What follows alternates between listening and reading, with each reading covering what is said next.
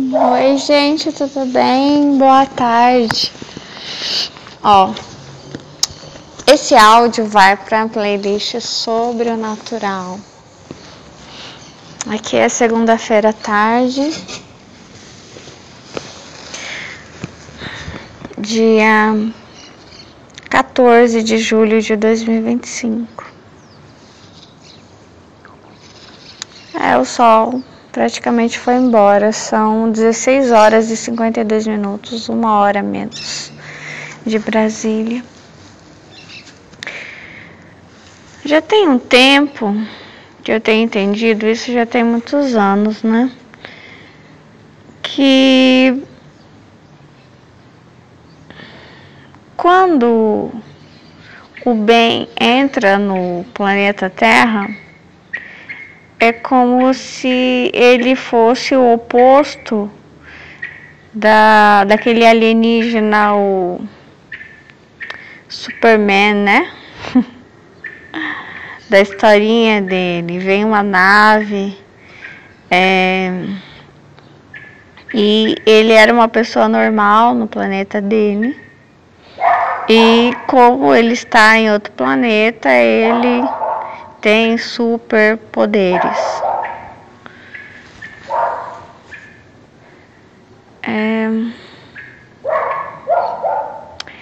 E aí eu comecei a pensar que o bem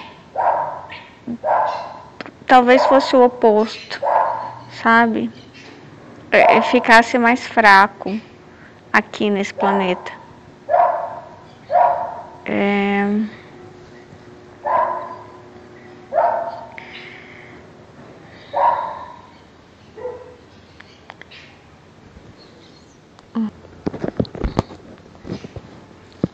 Aí hoje me veio bem forte isso, sabe? O bem entrando no planeta Terra e adquirindo forma simples e se tornando fraco, sabe?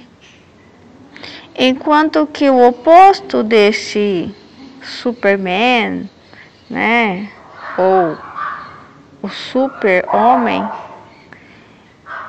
ele é forte na terra dele. Na minha terra eu sou forte, no meu lugar, no meu espaço, sabe? É a mesma coisa que, sei lá, se você é da área um médico, então fale comigo sobre medicina, fale comigo sobre saúde, porque nessa área eu sou forte. Entendeu? Se você é psicólogo, fale comigo sobre saúde da mente, sobre ansiedade, depressão. Nisso eu sou forte. Então, se é a sua área, o seu, né? Você é brasileiro, coloca você lá no Japão, coloca você lá no meio para ver como é que você fica. Completamente fraco, perdido. Então, mais ou menos assim que eu vejo o bem entrando no planeta Terra, se tornando extremamente fraco. O oposto da historinha do alienígena que vem e se torna extremamente forte. Não, se torna fraco. Assim eu vejo. E como se na história do super-homem há uma tal de uma criptonita, de uma pedra. Como se houvesse mesmo na Terra uma tal criptonita, alguma coisa física mesmo, né? Quando a gente fala de alma, de espírito, a gente pensa que é fantasia, coisinha da nossa cabeça. Não, tem uma carga energética. É física, é matemática, é tudo isso. É muito mais real que esse corpo. Alguma coisa muito forte no planeta Terra. Só que lembrando dos meus sonhos no inferno, por exemplo, eu lembro das vezes que eu fui, era meio que assim, vai e não fica muito tempo não, porque senão você não volta mais. Porque você não está no seu território. Se você não está no seu território, você é mais frágil ali. Entendeu? Você se sente bem com quem? Com os seus. Né? Quando você vai para conversar com o inimigo e precisa, infelizmente, por alguma situação, vá e não fique muito tempo, volte logo. Porque lá você é fraca. Só que o inferno é o lugar dele e deles, é uma coletividade. E os seres humanos que estão ali sofrendo também fazem parte daquela família, porque optaram por isso de alguma forma, mesmo que silenciosamente. É como se fosse dado uma oportunidade após a outra. Você vai escolhendo a mesma coisa, é aquilo que você se torna.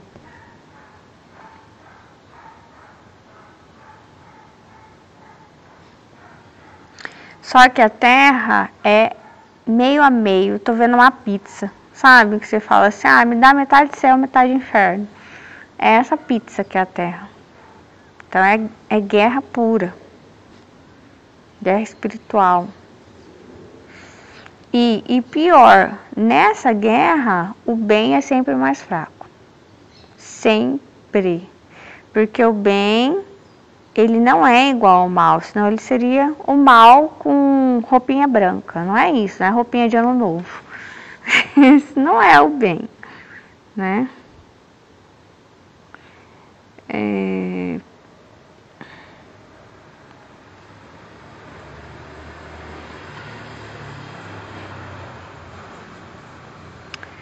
O bem, ele não faz qualquer coisa, né?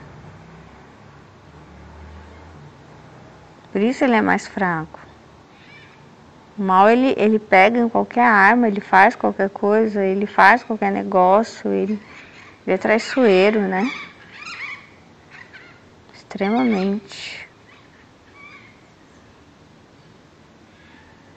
E aqui ele leva vantagem, entendeu? Aqui ele leva vantagem, mas lá fora não tem como. Fora da terra não tem, ele é fraco. Agora aqui dentro ele é mais forte. É como se eu vejo que aqui é muito mais território dele, assim, infelizmente, né? É o que eu sinto, que é muito mais território dele do que... Ai, meu Deus. Do que de Deus.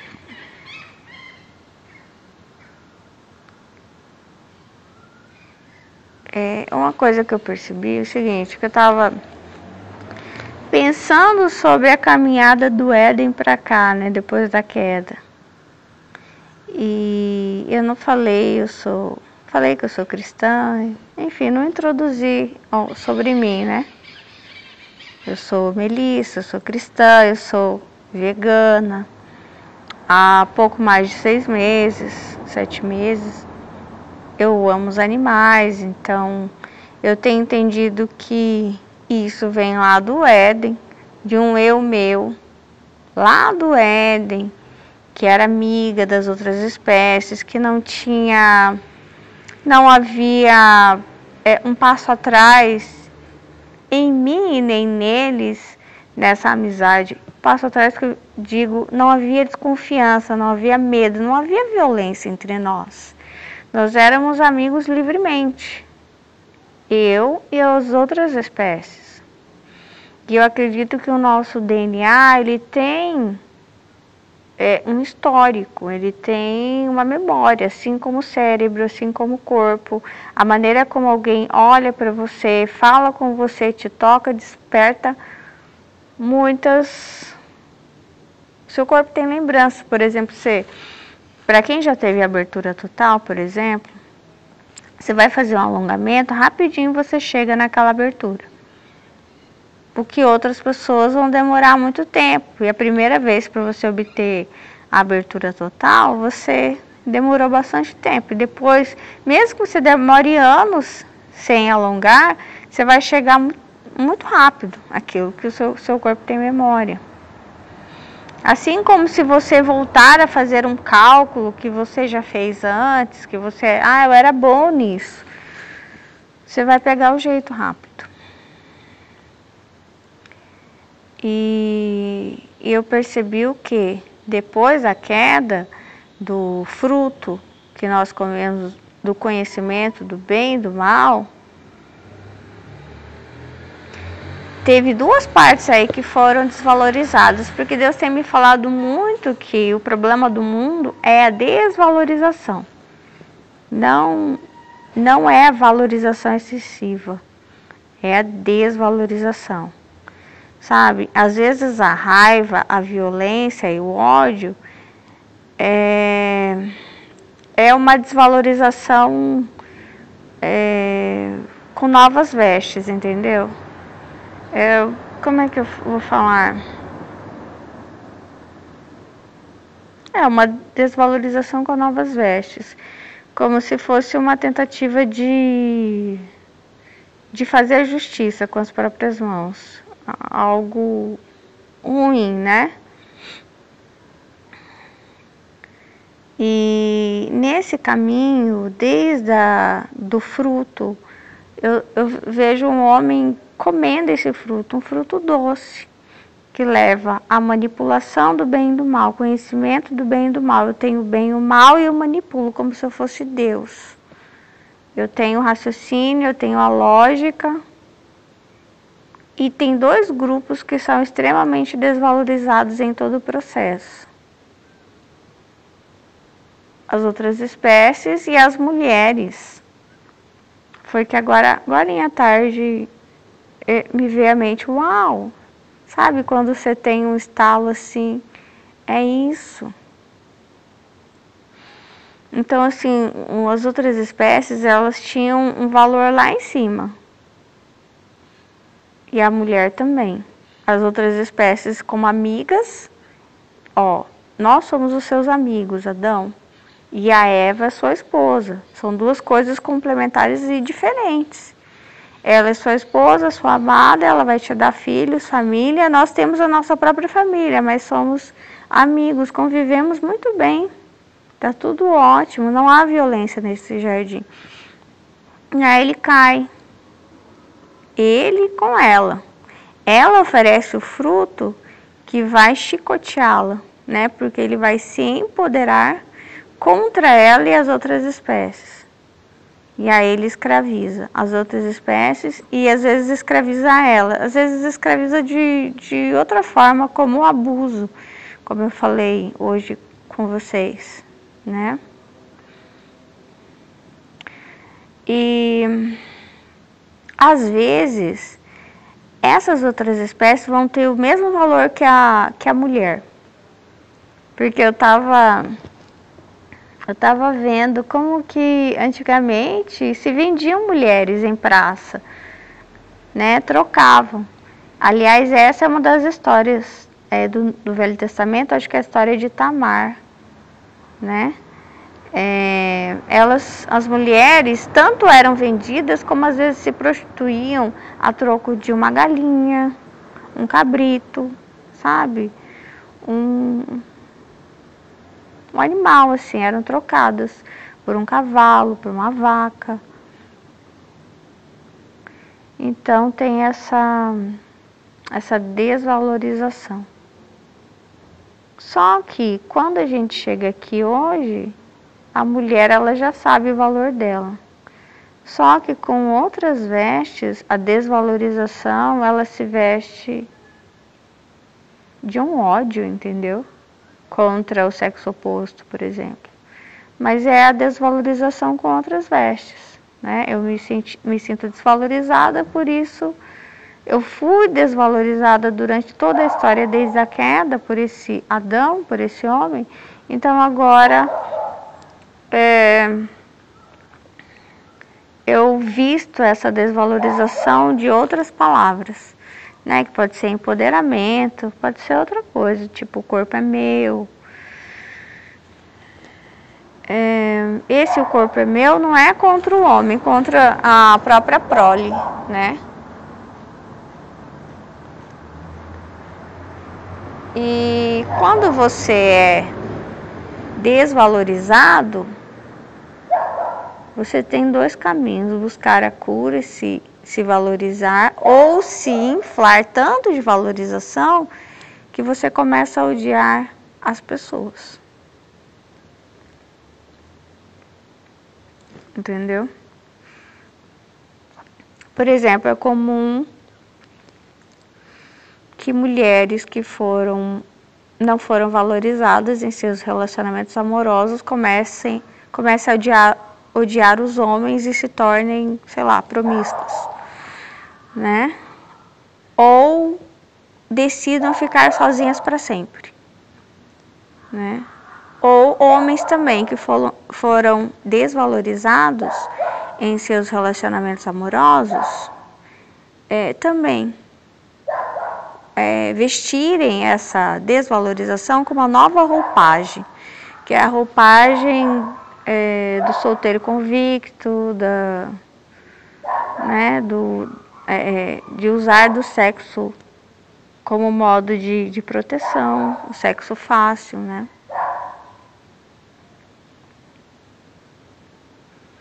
Então, nesse caminho, hoje, por exemplo, as outras espécies elas já estão retomando o caminho da valorização através de movimentos, né, de proteção.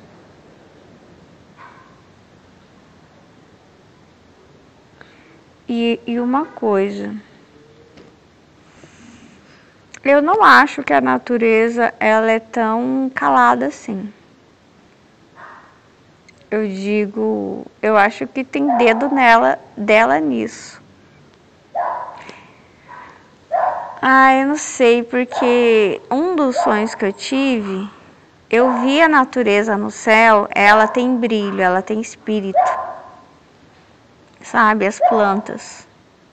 As plantas, elas são completamente, não sei se é donativo, é uma capacidade de, eu nasci apenas para dar, não nasci para receber nada. Eu recebi apenas para me doar, e eu só sei fazer isso. Então as plantas, elas nasceram para isso, para se doarem completamente. Elas não querem receber nada, a não ser, claro, respeito, né? Que isso é a base de tudo. Elas nasceram para se doar. Deus fez elas para nos alimentarem. Como remédio também, enfim. Como proteção. Quando eu digo que acho que há dedo delas, eu não acho que elas são tão paradas e inertes assim. Nem as outras espécies. Eu acho que é algum tipo de comunicação silenciosa que tenha, constrangido o coração e feito com que haja hoje um número grande de pessoas já que são veganas, e ainda que vão se tornar pessoas que se importam, sabe? Às vezes começa a se importar com uma outra espécie. Eu gosto de cachorro, eu me importo com o cachorro. Só que depois parece que você vai sendo contaminado pelo amor, entendeu? Eu comecei assim. Não gostava de cachorro, não que eu não gostasse, eu não tive contato, né? Eu tive contato tarde. Adulta já. Perto de 30 anos fui ter contato com cachorros. E daí começou assim, conhecendo, gostando muito. E na verdade eu já tinha me tornado vegetariana, né? Ah, é verdade, eu já era vegetariana quando eu fui gostar de cachorro, Só que o meu processo de me tornar vegetariana foi como se Deus tivesse me empurrado. Sabe uma decisão que você toma que não é você que tomou? Você tem a impressão que outra pessoa lá em cima tomou por você? O meu processo de me tornar vegetariana foi assim. Foi muito abrupto, né? Eu assisti um filme que mostrava umas cenas lá de um homem ou uma mulher que eram tratados que nem uma espécie que vai ficar em um curral esperando para ser abatido, para que eles... tem até, acho que um homem que ele fica pendurado de cabeça para baixo, que nem galinha, e eles colocam um balde embaixo, ele vai pingando, sangrando, sangrando, porque eles vão usar o sangue daquele homem para fazer molho. Né? Minha mãe falava que tem uma galinha que eles fazem, galinha gabidela, alguma coisa assim, que usa o sangue, né? Molho pardo, enfim. E esse filme mostrava essas coisas. E aí, passados alguns dias, eu tive repulsa da carne, nunca mais consegui. E foi bem abrupto e não foi escolha minha. Eu não assisti o filme e falei assim, nunca mais eu vou comer carne. Não falei nada. Eu só me vi diante da carne e o meu estômago, ele dava socos, né? Ele não aceitava. É como se ele nunca tivesse visto carne na vida. Ele olhava para aquilo e dentro de mim, minha barriga, a minha saliva, minha língua, tudo, sabe, me enojava daquilo. Parece que eu sentia o sangue do animal na carne, coisa que eu nunca tinha sentido sangue na carne. Era quase como se eu não tivesse, como se eu não soubesse. A minha vida inteira eu comi carne de um modo bem consciente. Acho que a maioria das pessoas come assim. Come carne de modo inconsciente. Até porque elas não ousam pensar no que é a carne para que elas não tenham essa repulsa, entendeu?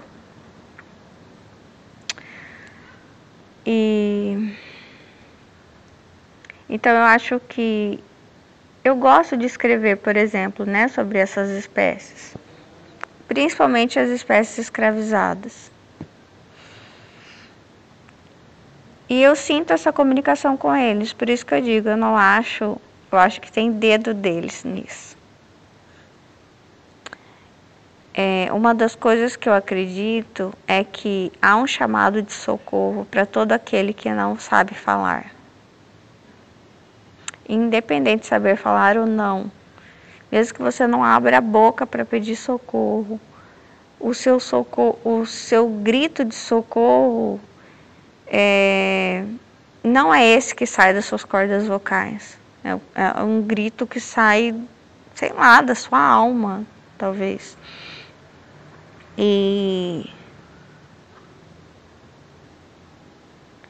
isso cria, não sei se é uma energia, alguma coisa, essa comunicação silenciosa, esse grito de socorro deles, que faz com que as coisas aos poucos elas voltem. Eu digo, elas mudem. É uma tentativa de voltar ao Éden. Sabe? Esses movimentos pela natureza é uma tentativa de voltar ao que era antes.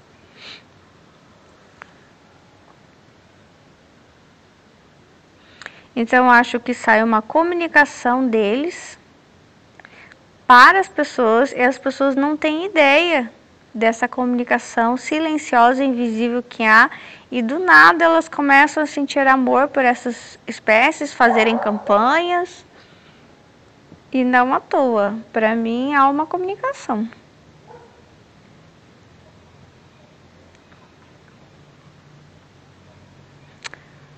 Uma vez eu tive um sonho, acho que eu já falei para vocês, né?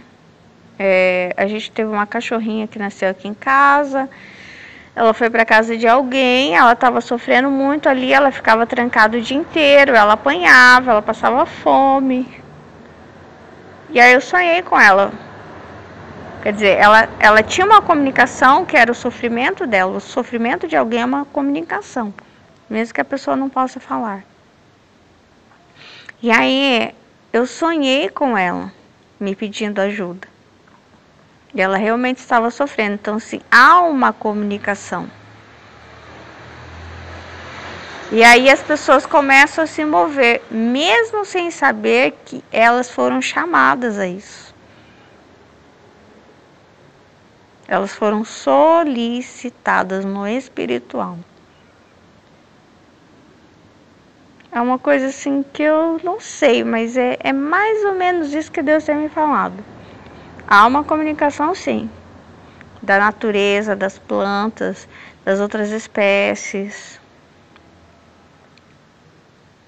Qualquer ser vivo que esteja sofrendo alguma coisa, ele emite um chamado de SOS. Entendeu? E aí aquele chamado, para quem estiver sensível, vai receber. Talvez no fundo todos nós somos heróis, entendeu? Nós nascemos para isso, para proteger.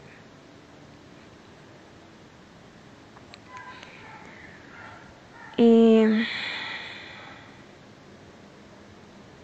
é como se a gente nascesse para proteger e fortalecer. O diabo, ele nasce para fragilizar e destruir, atacar, algo do tipo, né?